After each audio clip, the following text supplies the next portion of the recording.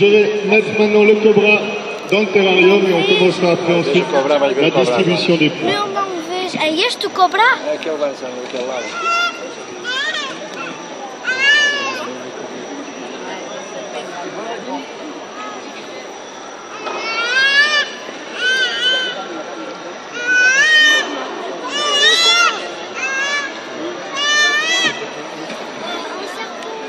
Voilà donc ce cobra.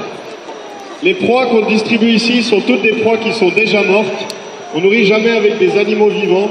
Et c'est simplement des souris qui ont été décongelées qu'on va ramener à une bonne température et qu'on va présenter au serpent à l'aide de ce type de pince, tout simplement pour la faire bouger devant lui afin qu'il croie que la proie est vivante. Car ces animaux ne sont pas charognards.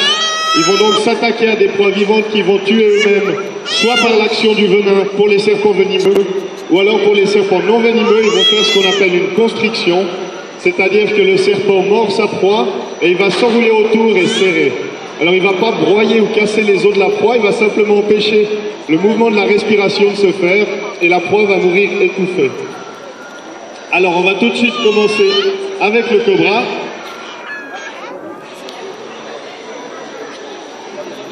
Alors donc voilà une de ces proies, simplement une souris que je vais présenter au serpent. Le serpent devra identifier ce qu'il a en face de lui.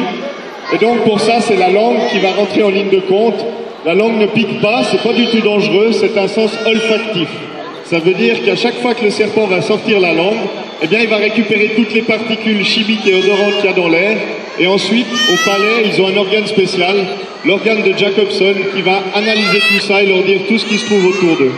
C'est extrêmement sensible, c'est le sens le plus développé des serpents. Alors, on va tout de suite commencer avec le cobra. Donc je vais lui présenter la proie. Et en principe, ça devrait être assez rapide. On va le faire venir un petit peu plus devant. Voilà, donc la morsure. Le serpent va injecter le venin. Et une fois qu'il ne sentira plus aucun mouvement de la part de la proie, eh bien, il va commencer à l'avaler. Ce qui se passe assez rapidement ici. Mais une grosse proie, autrement, qui se débat fortement, eh bien, peut être relâchée. Et elle va mourir quelques mètres plus loin sous l'action du venin. Et ensuite, eh bien, le serpent la retrouvera toujours grâce à la langue. Et il va commencer à l'avaler. Chez le cobra, on voit que ça va assez vite. En principe, ils avalent toujours par la tête, tout simplement parce qu'ils sont obligés d'avaler leur proie entière. Ils ne peuvent pas les mâcher, les découper ou les déchirer. Et pour arriver à avaler ces proies, qui peuvent être relativement grandes, eh bien, ils ont les os de la mâchoire qui sont très libres, qui peuvent s'écarter fortement. Et ils ont aussi la possibilité, comme on l'a vu chez le cobra, on le verra très bien aussi chez la couleuvre, eh bien les parties des mâchoires vont bouger indépendamment les unes des autres et c'est ce qui va leur permettre de créer ce mouvement gauche-droite, haut-bas, qui va gentiment tracter la proie à l'intérieur de la bouche. Alors on voit le cobra gentiment fini, on peut voir la proie qui se déplace le long du corps. Je vais passer maintenant à la couleuvre.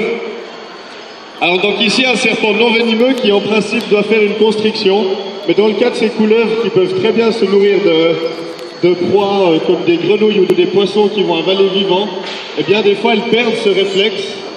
Alors on verra si elle décide, voilà, c'est exactement ce que je disais, donc elle n'a même pas fait la constriction, elle a directement pris la proie comme ça et elle va commencer à la manger. Et on verra donc très très bien ce mouvement des mâchoires. Voilà, donc gauche, droite, haut, bas, et ça va tracter la proie à l'intérieur du corps. Chez le cobra, on voit très bien où se situe encore la souris, et il va s'aider avec les muscles, il va pousser avec les muscles pour faire descendre la proie jusqu'au tube digestif. On va les laisser finir de manger tranquillement, je vous laisse en compagnie de mon collègue. Je vous remercie de votre attention et une bonne suite de visite.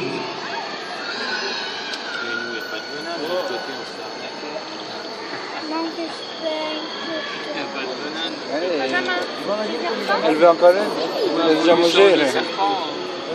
Não vejo muito bem. Olha aqui, ela usava fora. Il fait la même chose avec l'autre. Hein? Il a fait la même chose avec l'autre. Je vais donc faire cette dernière extraction de la journée. Olha aqui. Les extractions ont deux intérêts. Le premier, c'est pour la fabrication de sérum antivenimeux. Le sérum antivenimeux est le seul médicament capable de traiter une morsure de serpent. Celui que j'ai dans la main, c'est un sérum dit polyvalent. Donc il marche pour tout un groupe de serpents. Celui-ci pour les serpents nord-américains du genre Crotal, serpent à sonnette, ils en font partie. Il existe également des sérums dits monovalents. Ces sérums marchent pour une espèce précise. Leur inconvénient, c'est qu'il faut avoir clairement identifié l'espèce qui a mordu pour pouvoir l'utiliser, car sinon la sérothérapie se révélerait plus dangereuse que la morsure. Dans la petite fiole là, j'ai du venin brut qui a été lyophilisé, séché. L'intérêt second des prélèvements de venin, c'est justement pour la recherche. Il existe sur le marché 5 médicaments issus de venin de reptiles, 4 venant de serpents et 1 venant d'un lézard. On en a un exemple derrière, qui est le monstre de Gila, une des 2 espèces de lézards venimeux au monde.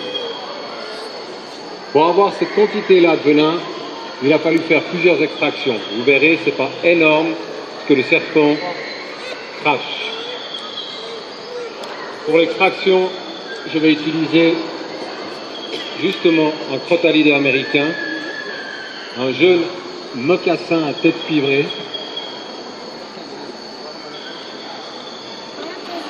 Le venin chez les serpents, il en existe 2 types différents. Le premier, c'est un venin neurotoxique qu'on retrouve par exemple chez ce cobra, chez tous les élapidés, mambas, serpents corail et hydrophilés. Ce venin va s'attaquer au système nerveux central, bloquer les muscles respiratoires, et le sujet mordu va mourir par asphyxie. Et ça, dans un délai qui peut être relativement court, on donne une demi-heure avec une bonne morsure de mamba noire. Le deuxième type de venin qu'on retrouve chez les crotalidés et tous les vipéridés en général, typiquement ce genre de serpent, c'est un venin dit hémotoxique ou cytotoxique. Il va s'attaquer au tissu et au sang, ce qui va causer chez l'homme un œdème, une nécrose, voire une gangrène si ce n'est pas traité suffisamment tôt. L'intérêt du venin chez les serpents, c'est premièrement de pouvoir immobiliser sa proie et la tuer. Le second rôle du venin, c'est de commencer une prédigestion. Ils ont des sucs gastriques qui sont très puissants.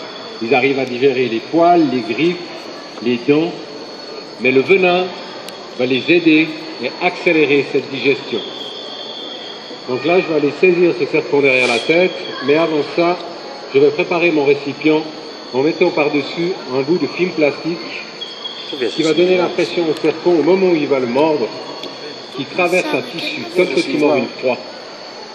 L'injection du venin est quelque chose de totalement volontaire. Les serpents choisissent s'ils ont envie de le faire, et surtout ils choisissent la quantité qu'ils ont envie d'injecter. Typiquement aux États-Unis, avec les crotalidés, une morsure sur 3 est dite sèche ou blanche.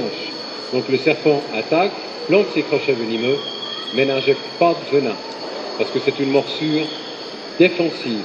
Par contre, quand c'est une morsure pour tuer une proie, le serpent fait le choix d'en injecter suffisamment pour être sûr que la proie ne puisse pas partir et qu'il la perde définitivement.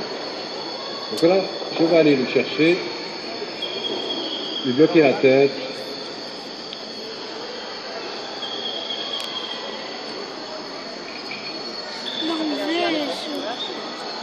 Et il essaye de mordre en arrière. Donc là, je vais lui présenter le récipient. Et voilà. Vous voyez direct, une goutte s'est écoulée. Donc là, le venin chez cette espèce-là est jaunâtre. Il n'a pas toujours cet aspect. Parfois, il peut être transparent comme de l'eau, voire même un peu laiteux. C'est propre à l'espèce. La quantité qui s'est écoulée là, pour la petitesse de ce serpent, est tout à fait correcte. Mais 80% de ce venin est composé d'eau. Les 20% restants, ce sont des protéines, des enzymes, des acides aminés, qui va créer justement un certain nombre de symptômes. Donc pour avoir la quantité que je vous ai montrée en sec, si on retire 80% de ce qu'il y a là, il ne reste pas grand-chose. Donc il faudra en effectuer plusieurs pour pouvoir avoir quand même une bonne quantité.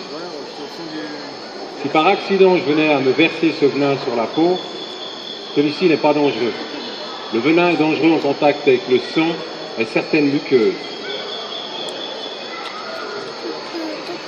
Les vipéridés ont un appareil venimeux qui est très élaboré. Et c'est les seuls qui ont des crochets qui sont mobiles. Je vais vous montrer ces crochets.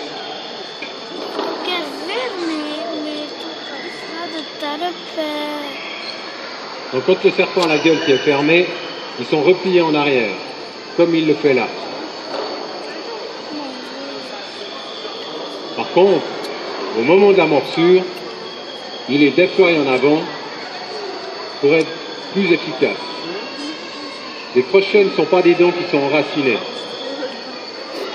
Il les perd régulièrement quand ils sont trop usés ou sur une morsure où son crochet va taper la proie et s'arracher. Mais tout au long de sa vie, ils vont repousser. D'ailleurs, les charmeurs de serpents en profitent pour les retirer, pour éviter la morsure quand ils font les shows avec ces animaux. Les crochets, hein, regarde, t'as vu? Tu vois les deux crochets? C'est tout petit. Les plus longs crochets à venin se retrouvent dans la famille des vipéridés, donc typiquement le serpent que j'ai dans la main, avec certains pouvant aller jusqu'à plus de 5 cm. La vipère du Gabon a de très longs crochets, le maître de la brousse, qui est le plus gros de tous les vipéridés au monde, également. Les extractions avec ce genre de serpent représentent plus de risques qu'avec un élapidé, donc un serpent du genre cobra, parce qu'ils peuvent mailler la mâchoire et essayer de venir me planter le crochet dans le pouce.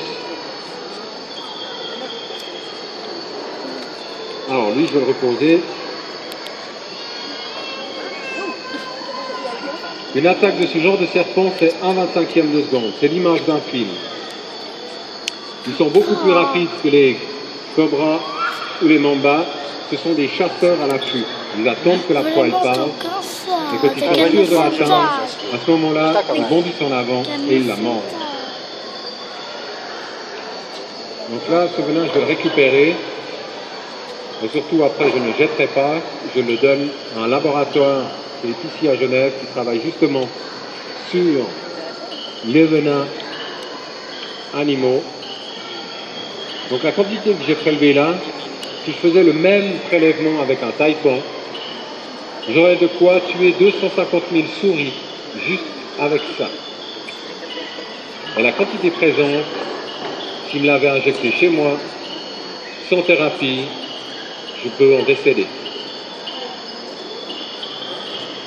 Ces glandes à venin ne sont pas totalement vides. Mais j'attendrai quand même un délai d'1 mois avant de refaire une extraction avec ce serpent-là, pour, d'une part, que ces glandes à venin soient à nouveau totalement pleines, donc optimales, et secondo, pour être sûr que tous les composants de son venin soient à nouveau présents.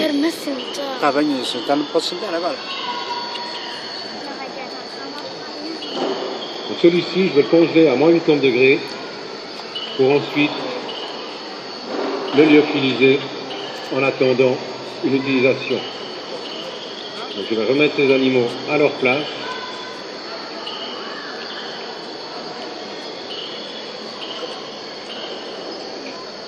Les serpents ne sont pas des animaux agressifs. Vous voyez bien, pourtant j'ai été le déranger, je me trouve à une courte distance de lui, il pourrait faire le choix de m'attaquer, mais il ne le fait pas. Et ça, c'est valable pour tous les serpents du monde, que ce soit captifs ou que ce soit des serpents dans la nature. Ils ne recherchent pas la confrontation avec l'homme, bien au contraire. Si un serpent peut fuir, il va le faire. Il va attaquer l'homme uniquement quand on le dérange et qu'on n'écoute pas ses signaux. Il nous avertit généralement. Après, si on essaie d'aller le tuer en le tapant dessus, ou si par accident on met le pied dessus, effectivement, son seul moyen d'expression, c'est la morsure. Vous voyez, le cobra qui est là est un animal extrêmement venimeux quand même. Il n'y a pas une fois où là il se sent en danger et qu'il essaie de me mordre. Pourtant, il pourrait le faire, mais il ne le fait pas. D'une part, parce que c'est un animal captif, donc il s'est habitué à la présence de l'homme, mais c'est pas pour autant qu'il ne m'attaquerait pas. Dans la nature, c'est la même chose. Un serpent va chercher la fuite plutôt que l'agression.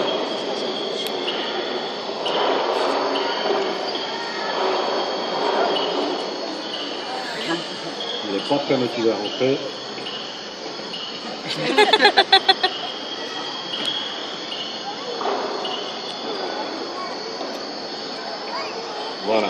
Je vous remercie beaucoup. Bonne fin de visite. L'année prochaine. Merci.